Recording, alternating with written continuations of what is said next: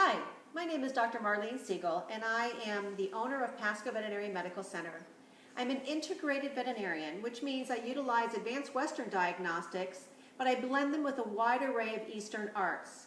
I do acupuncture, chiropractic work, homeopathy, I work with essential oils, Chinese herbs, and many different forms of energy healing. So what are the best ways to clean your house, and what are some of the best products to use? In this series, we're going to be talking to expert Ken Jordan on what are the ways that we can deal with pet accidents and what's the best way to clean our house. I hope you enjoy the series.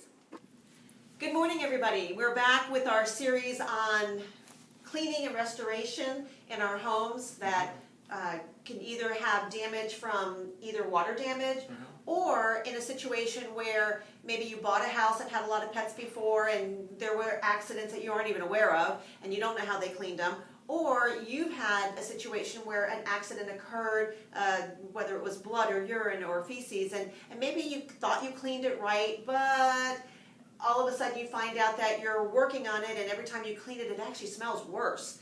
Can you address what do we do when we're past the prevention point, past the immediate cleanup, and now we really have a problem, whether it be water damage or whether it be elimination damage that occurred that we didn't get cleaned up in a proper fashion?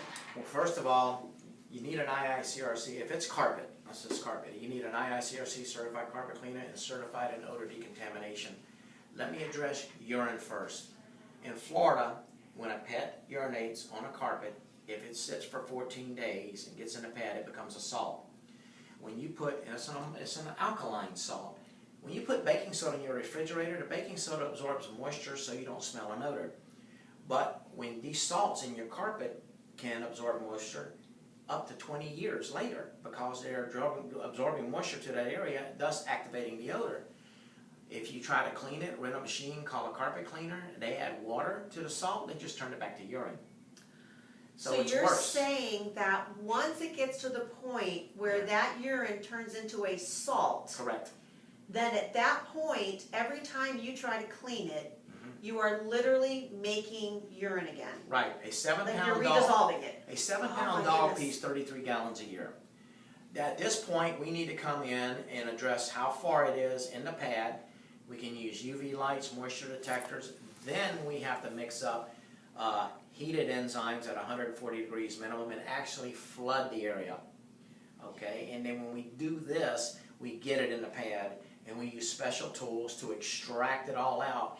It gets rid of the odor, and in many cases, depending on the generation of carpet, it can also remove the stain.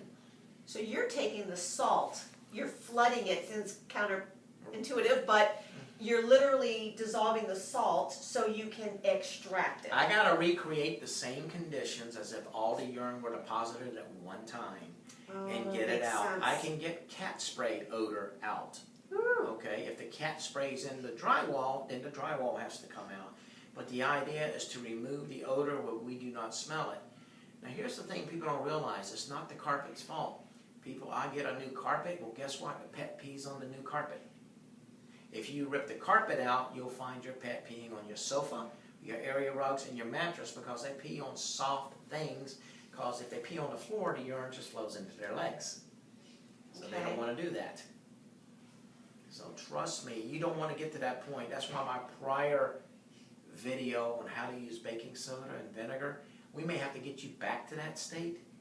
Okay, but once it's in that pad, no amount of cleaning, it's just going to get worse. And then you also have reoccurring spots. Well, at that point, they would be calling me for the behavior modification because we want Yes. to address why are they peeing on the floor. But working with you, it's if they've already peed on the floor and we have to deal with the evidence. Right. Got it. We do give an odor guarantee. We will get the odor out. I may not necessarily get the stain out, but we will get the odor out. Now, when you're dealing with something like a mattress or upholstery, then we have to do injections. Okay, so what we do is we flood the fiber as much as we can, but we have to actually get down deep into that pad and inject that enzyme as well. So you can actually save a mattress? Yeah. Generally, it's isolated to a particular area. We'll find out where it is, but many times we can. The technology, that's amazing. The technology, and that's the thing too. People need it. They should clean their mattresses periodically. And how do you do that? Just like we clean furniture. I would recommend a mattress pad that's washable for your dead skin, and you wash it probably every 2 to 3 weeks. Okay. And that way it just stays into the pad, but once it gets we can clean the mattress. They recommend every 8 years you replace it because of the weight and the sweat. They don't tell you, what if 2 people sleep on the bed? So if you always have a mattress pad on your mattress, Right. does that extend the life of your mattress? Is it a barrier that keeps? Yes, it is. Awesome. It'll have like a quilt top and a plastic, and that's a barrier, but you gotta clean them periodically. Okay. I recommend that for all people. That's great information. I have mattress pads, but I don't think I wash them as frequently as I should. Yes. Now, a different odor is a oil odor, a dog oil.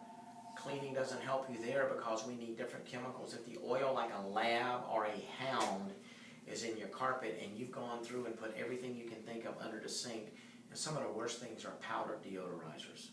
That just compounds layer upon layer upon layer.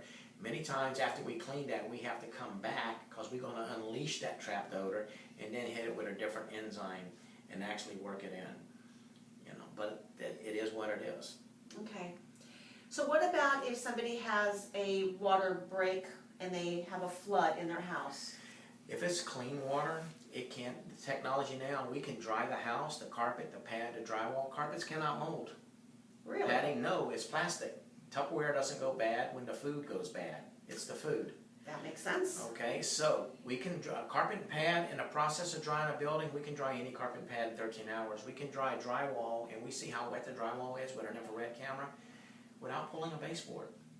We can dry That is with amazing floors. technology. That's amazing. Many companies rip and gut because they're looking at making the most money they possibly can. When we sewage, we got to rip and gut. Okay, if a waterbed breaks or a fish tank breaks, then the pad comes out. But most water damage is what we call category 1, class 2. They're clean water and they wick up 2 feet or less.